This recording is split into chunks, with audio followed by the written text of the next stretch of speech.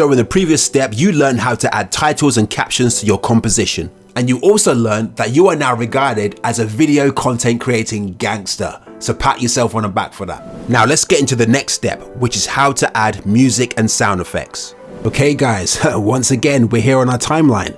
So below your footage, you will see an option that says add audio. Once you click on it, it will give you a few options: sounds, effects, extracted, which basically allows you to extract audio from any video files you may have on your phone, and finally record, where you can directly record your vocals into the Capcut app. Okay, so if we click the sounds option to begin with, we can see a huge list that once again Capcut has, all in different categories.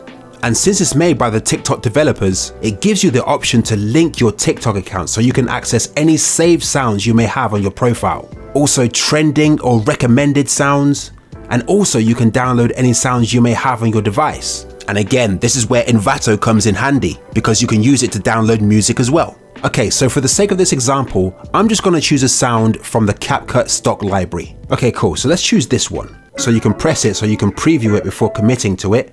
And if you like it, you press the button on the right side, then it gets added to your composition. You can click on it and add effects to it, like fade-ins, or adjust the volume of the music, or cut it or slice it where you want it to end.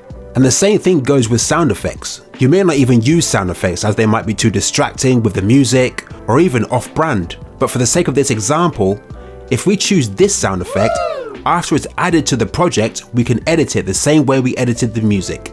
Alright folks, so have a look through, see what sound effects take your fancy, see what music takes your fancy. You've done yourself proud. And you did it! You have made your first professional piece of video content, and you can now call yourself a video editor. Congratulations!